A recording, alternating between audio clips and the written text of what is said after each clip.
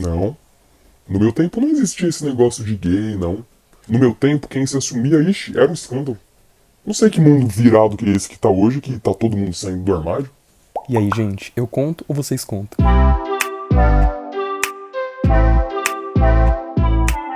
Para os povos da antiguidade, para os nossos antepassados, o conceito de homossexualidade simplesmente não existia. Então ninguém saía por aí falando, ah, fulano é gay, ah, ciclano se assumiu, simplesmente porque essa distinção não existia. Perceba uma coisa, a sexualidade e o desejo são coisas inerentes aos seres humanos. Então o que muda? O que muda são os códigos e as condutas de comportamento aceitos por determinada sociedade. A diversidade sexual sempre existiu. O que muda é a aceitação que ela tem em determinada sociedade em determinado tempo. Eu trouxe aqui alguns dados históricos. Há registros de leis hititas, uma das mais antigas, um dos mais antigos códigos de leis, que datam mais de 3.000 anos, e esse código de lei, ele reconhecia a união de pessoas do mesmo sexo. Há mais de 10.000 anos atrás, algumas tribos das ilhas do Pacífico, os melanésios, eles praticavam a homossexualidade como uma forma de rito sexual, porque eles acreditavam que os conhecimentos sagrados só poderiam ser passados de geração em geração através do coito entre pessoas do mesmo sexo. Temos o exemplo também da Grécia e da Roma Antiga. Nessas civilizações, a prática homoafetiva era muito comum. Era muito comum, por exemplo, que um professor mais velho se relacionasse com o seu aluno, o discípulo mais novo, para que então ele passasse os conhecimentos filosóficos. Mas André, então você tá falando que os professores têm que sair com seus alunos? Não estou dizendo isso.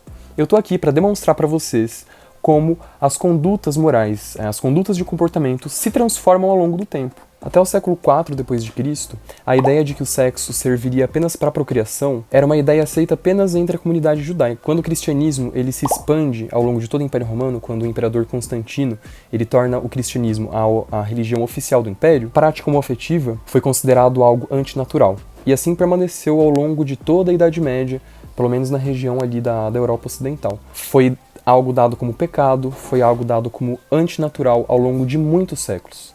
Ao longo de todo o tempo em que a igreja dominou política e religiosamente e socialmente a Europa. Avançando um pouquinho no tempo, estamos agora no século XIX, é o século das revoluções científicas, é o século do grande desenvolvimento tecnológico e científico, mas que muitas vezes os discursos eram revestidos de ciência, e de ciência não tinham nada. Para vocês terem uma noção, no século XIX, a homossexualidade era considerada um distúrbio mental.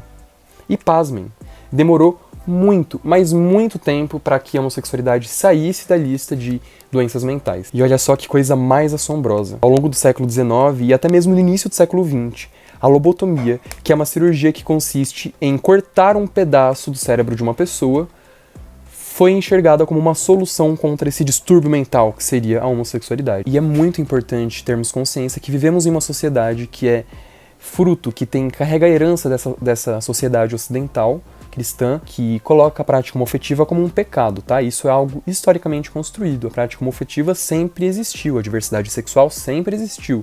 O que mudam são os comportamentos aceitos ou não pela sociedade.